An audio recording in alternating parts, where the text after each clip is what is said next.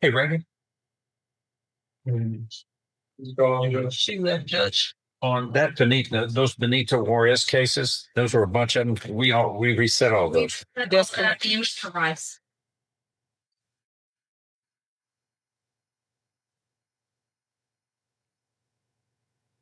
There's Benito Juarez takes 10 pounds off. Then Mr. Rice was reset. Yes, thank you. I've got Clyde Freeman here. Probably towards the running of that judge.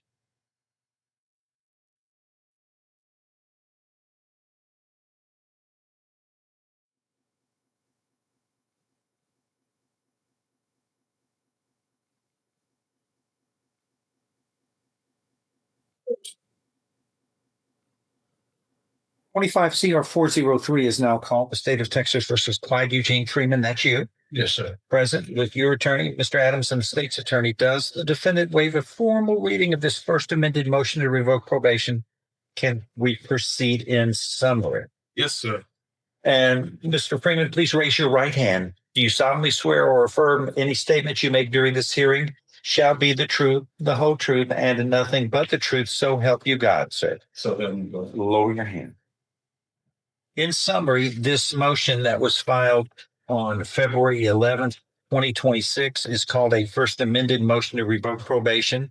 In summary, it states that on August 4th of 2025, last year, that you were sentenced to 5 years in prison and that was suspended for 10 years regular probation for the third degree felony of failing to comply with sex offender registration. Is that true? Yes, sir.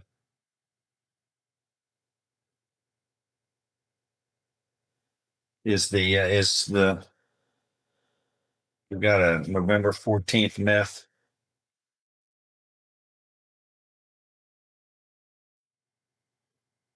Methamphetamine. Is that what we're doing? He's pleaded true to that. Hello. Oh, I'm sorry. You see, pleaded true to number 4. Yes, sir. Allegation number 4 states, sir, that you illegally possessed a drug, namely methamphetamine, on or about November 14th, 2025 in Jefferson County, Texas, which is a violation of condition 10 of your probation order, which states do not use or possess any drug. Is that true? Yes, sir. Are you pleading true to this voluntarily because it is true as it is alleged? Yes. Do you understand that a voluntarily and knowingly made plea of true to one or more violations of probation, that is enough to grant a motion to revoke probation? Your probation, this first amended motion to revoke probation, can hereby be granted, and you can be revoked and sentenced to no less than 2 nor more than 5 years confinement in prison. Sir. Knowing that, do you insist on pleading true today? Sir. I find you were pleading true voluntarily. You understand and appreciate the consequences of pleading true. An agreement's been reached in your case where your probation would be revoked and you would be sentenced to 3 years in prison, given credit for all time you have served up to now. Is that your understanding of the plan? Yes, sir. If I follow this agreement, sir, you have no right of appeal of your case. Do you understand? Yes, sir. Again, how do you plead to this allegation? True. And are you pleading true voluntarily? And because it is true, allegation number 4, illegally possessing methamphetamine while being on probation. Pleading true. I'm going to show you what's marked as State's Exhibit 1. Did you sign that document? Understand it? Discuss it with your attorney? Are the contents true and correct? Sure. States Exhibit 1 tendered into evidence. No objection. Without objection admitted. This states if I follow this agreement, you have no right of appeal. I'm going to follow this. Do you understand? Yes, sir. If nothing further, I'm going to find that in this first amended motion to revoke probation, Clyde Eugene Freeman, you have pleaded true to allegation number 4, illegally possessing a drug, namely methamphetamine, in violation of condition 10 of your probation order. You have admitted this voluntarily, knowingly, intelligently. That is not to grant this motion to revoke probation by a preponderance of the evidence. It is now granted, and your probation is hereby revoked. I am following this agreement. You are hereby sentenced to confinement in the Institutional Division of the Texas Department of Criminal Justice to serve a term of 3 years, and you will be given credit for all time you have served up to that. Yes, sir. time up to now within this case. Do you understand what is happening? Yes, sir. Anything else to add? Nothing. Good luck. Fix this. Okay, you can do it. Yes, sir. Thank you, Judge. You're so welcome. It's fine. And Bennett, the another one that's I sent to you.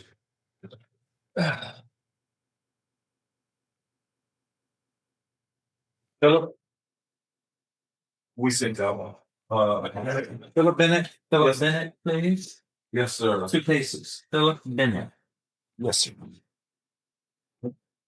1, 2. Not at that whole Mr. Larry, you can off. And that was What are we going to do on these? Mr. Laird made me a Mr. Laird did. I count on 5 and both of them. And with it being a cap judge, I was gonna go for you on several points. I was gonna ask you to continue him on supervision under the cap. But he's been on probation going on 2 years. Yes, sir. I'm going to ask for like a updated report. Okay. How long could that? How long would it take to get that done, sir? The end of the week, 1 or 2 days. Okay. Hey, here's what I'm going to do is let me reset this. Mm-hmm. Okay. Until can we? Where are we this week? We can get this done Yeah, Thursday. just to confirm that the Can we do it Monday with the other guy I got coming here? Oh no. You know, I got that other one coming Monday. Can I do this? you asked us. He also supposed to go back next week. Except his. We have a document. Okay. I'm gonna reset Phillips until Monday. Yeah. 1 week. Okay. I'm gonna be here with the other guy anyway. All right. We'll Should we just get it- go to that one. Should we get his pleas first, Judge? No, we'll do it on Monday. Yeah. Okay. Have we done it? Then he comes to me, and then we'll have a hearing with just me at a later time, and then. We'll do it. But So I'm taking his word, and all right. Thank you, Judge. So we're asking for updated PDF. Yeah, he's going to get updated probation updated. I have Alicia Adams. Yes, Your Honor. On her, I was asking for a bond Dang. of today, and she's available. She's on deferred adjudication probation, Did you need it, please? and something. Yeah. Where are we going on this? She's on deferred for second degree felony, right? Right. Today I Come on up, please. We call 20-33873 Alicia Adams. That you, ma'am? That's right. Right. That's you? Okay, Yes. there is a motion to revoke probation filed June 5th of 2026. This just got filed. Are you ready for that today? No. Okay. What I sent the email and asked Mrs. Elliott for was to just give me a hearing on a bond for her, because she is gainfully employed. Yeah, I'm going for bonus. Yeah. Right. She's gainfully employed, Judge, and with it being a deferred, I was going to ask the court set her bond.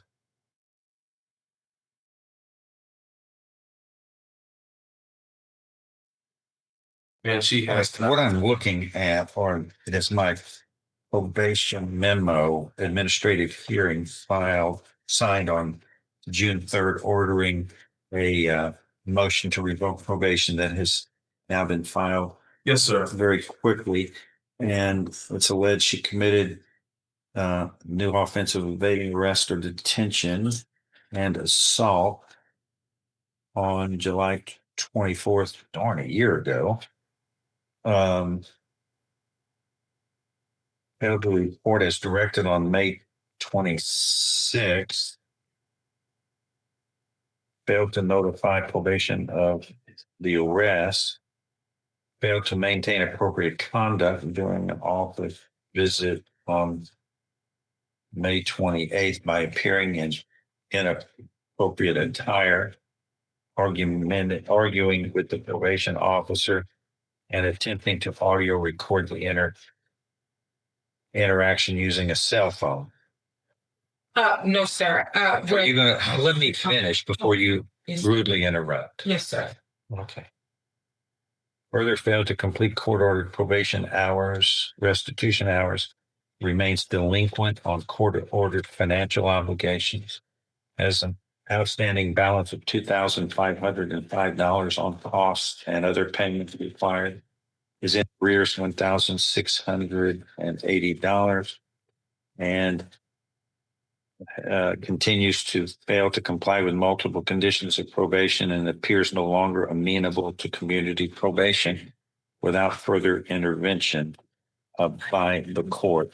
Let me look at this pre-sentence report.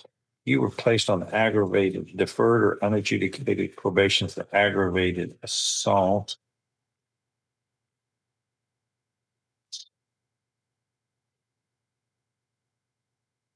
Officers met with the victim, a 15-year-old, advised she had been assaulted by her mother.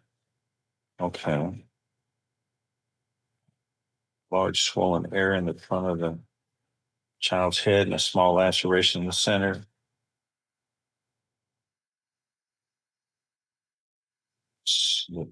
Victim stated her mother, you and sister got into a verbal argument which caused her mother to produce a handgun and start kicking everyone out of the house. As her mother was pushing her out of the house, she was hit in the head with the handgun. CPS was called to the scene and took custody of Senegal. Later interviewed at North House, where she reiterated that her mother struck her with a handgun in the head. Let's see, your probation's the misdemeanor history. There's 30 days in jail back in a long time ago for resisting arrest, driving while license suspended in 2005. Discharge of firearm in the city, 1 year deferred probation. Aggravated assault here.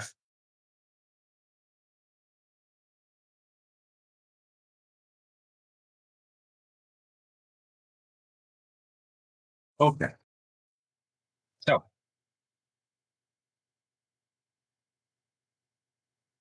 What you want to do today? Judge, I had asked just today, just for a hearing to give her a bond.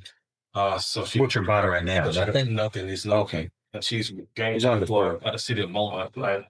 Yeah. Beaumont. Beaumont Transit. Right? Beaumont Transit.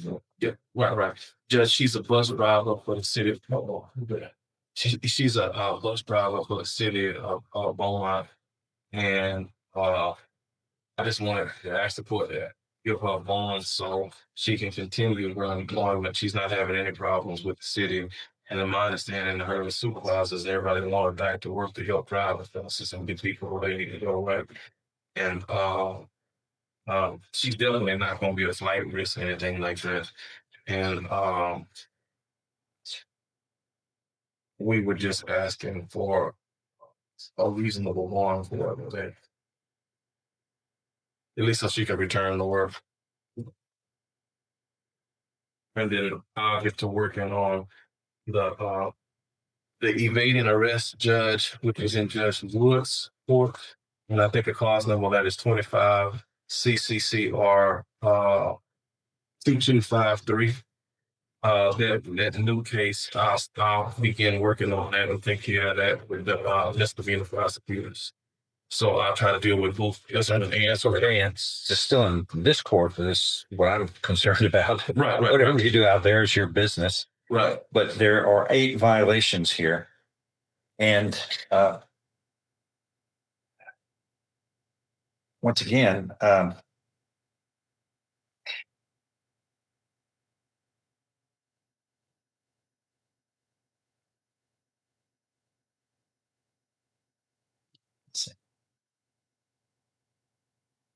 the assault Class C misdemeanor, July 24th, is arising.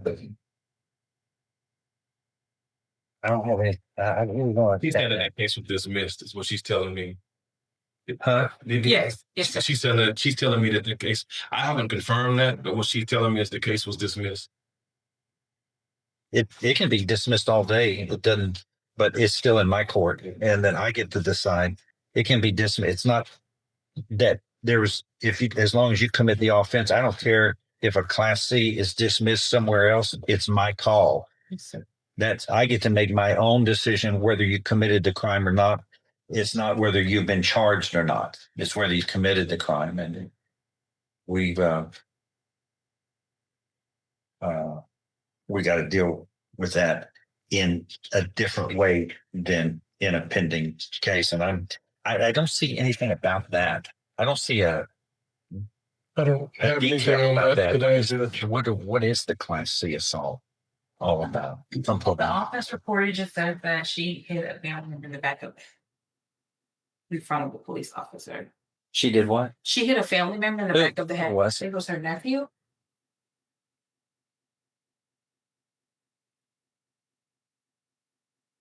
Your Honor, those are facts we can develop if she chooses not to enter a plea of true to that in the motion to revoke.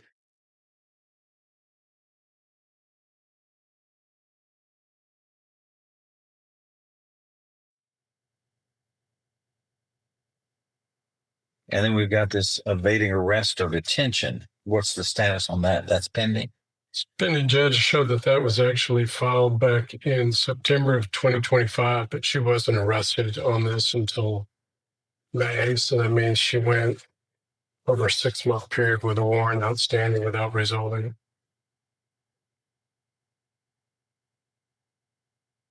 She Yeah. was arrested when she showed up for this administrative hearing. Okay. Go ahead. What are you asking for? Just with her being gainfully employed with, and she said that right with the city judge, and to help with her legal expenses because I am retained on this case. I was hoping that the court would let my client return to work so she can meet her other obligations with me as well as to her family. And while she's incarcerated, I know she's not going to do that. And she'll tell you that she's not going to be a flight risk or anything like that. You will come to court, right? Yes. And I'm not asking you about the underlying offenses, but I am asking you, you are going to come, right? Right. And you do have a job, because Judge Wood, I don't want to misspeak. So you do have a job, right? I did. And you drive people around city of Beaumont. You work for the city of Beaumont, gainfully employed by the city of Beaumont, right? And they are trying to get you back to work to get to your routes, as I understand it, right? And you're not going to be around anybody that's going to be using drugs, fighting, or acting anywhere that's unruly. You're not going to be around any bad people, are you? No, sir. I don't use drugs. All right. Hold on. That's what she's alleged to have done. No, I'm talking. She's alleged to have evaded arrest or detention and committed assault. No, I'm saying while she's out on, I don't think. I'm talking about while she was out on my probation and she's alleged to have done this. What difference was letting her out on bond do? Yeah, that's bothersome to me, especially in light of the fact that you're on probation for striking a child with a gun. How about that? That's pretty serious. I mean, who does that? The victim in this case, what was the relationship of the victim to the defendant? I think it was her daughter. Yeah, a daughter. A daughter. You're shaking your head? You pleaded guilty under oath to it. Are you not guilty? I want to know because you pleaded guilty under oath, which would be perjurious if you lied to me. I pleaded guilty, sir. Because you were guilty. That's what your document said that you pleaded under oath to. Are you taking that back? No, sir. I want to know because you want to add perjury to all this mess. I'd love to hear more. Who does that? What kind of person strikes your own child with a firearm? In the head? Yeah. Good Lord. But you're driving a bus around town? Well, so none of the customers complain about what they're being charged. I'm afraid the way you deal with that. But here we are, allegation number 2. is committing the offense of assault. And what was the nature of that allegation? It said that the office report stated that she hit a nephew in the back of the head in front of the police officer. Get the nephew in the back of the head with what? Her hand? Her fist, yes. That's going to be likely going to be on body cam footage from that offense, Judge. Good Lord. So whether it's dismissed or not, the state feels like You're on my watch here. And you're allegedly assaulting people on my watch. You're supposed to be following the rules and evading arrest or detention. Failing to report. How many times she failed to report? Just once? Well, since she's been on probation, it's been a total of 14 times. What? It's been a total of 14 times. 14? Yes. I didn't know anything about that. That's news to me. You ain't getting a bond. Sir. You're not getting a bond because I've just heard you don't report. And when I'm ordered you to report regularly, she says 14 times? Are you kidding me? And rescheduled you under. I have never missed reporting. I've called and rescheduled. I did not have not come. All right. I've called a few times to say that you aren't, and with that assault charge, it was someone at my house that it was my niece and her husband was there. He was drinking. And she did not want to give him the keys to the car. Why did you strike your child in the head with the gun to begin with? Why did you do that, ma'am? That you're on probation for? Why'd you do that? She said it was a gun. I did not. It was during. She said it was a gun. I had a knife and cut my own tires. They stole my car. They stole her car. Okay, I want you to look into perjury. If she stood up before me and swore I didn't say that. I didn't plead guilty. that you pleaded true to intentionally and knowingly and recklessly causing bodily injury to the child by the use of a deadly weapon, namely a firearm, by striking the child in the head with said firearm. Did you do that or not? Sir. Okay. So what's all this, the last 2 minutes, what were you explaining to me that you didn't? Okay. Your bond is $50,000 plus a GPS device. You have to have that and you have to be at home confinement, but you can't have any contact with the victims of any of this. Do you understand? Just keeping you from making mess is hard. I want this hearing in 3 weeks. Just with her home confinement, will she be able to go to work though, even though she's at home? Yeah. As long as she's to and from in the most direct route possible. I guess the city knows of her illustrious criminal history. I don't know the answer to that question. Since she didn't report her original arrest to the probation department, I'm going to guess that they do not know, Judge. They did not. I'm sorry. You interrupted. He was speaking. You just can't follow any of the rules. This is just a quorum. I know. I get the sense when you're around your family, you're the boss and you dictate to people. It's on your terms. That must be an interesting household, but it sounds inconsistent with the kind of home life I'm used to, where it's a loving, harmless familial relationship where each person respects each other. Meanwhile, you're striking your children with a firearm in the head, which is a second-degree felony. You're on probation. Pardon me. You're back in front of me. All right. Can you be ready in 3 weeks? Yes, sir. This one's one of This thing Yes, sir. fast. Thank you. Thanks, Judge. All right. Anything else, Langston? Anybody else? I think that's all my people that I'm aware of. Let's see. I'm seeing it up Briscoe. Is Alex Briscoe? What's Alex Briscoe? Alex Briscoe. Let me get my notes on here. And then Daryl Henner. Alex Briscoe. This courtroom hearing featured two very different probation cases, but both highlighted how seriously Judge West treats probation violations. The first case involved Clyde Eugene Freeman, who was already on probation for failing to comply with sex offender registration requirements. During the hearing, Freeman admitted to violating his probation by possessing methamphetamine while under court supervision. After confirming that his guilty plea was made voluntarily and that he understood the consequences, Judge West accepted a negotiated agreement. Freeman's probation was officially revoked, and he was sentenced to 3 years in the Texas Department of Criminal Justice, with credit for time already served. Before ending the hearing, the judge offered a brief but encouraging message, telling Freeman to fix this. The second case was far more complicated. Alicia Adams appeared before the court after prosecutors filed a motion to revoke her deferred adjudication probation. Her attorney requested a bond, arguing that Adams had steady employment as a city bus driver and needed to return to work while awaiting her hearing. However, Judge West carefully reviewed the long list of alleged probation violations, including a pending evading arrest charge, an assault allegation, repeated reporting issues, unpaid financial obligations, and failure to complete court-ordered requirements.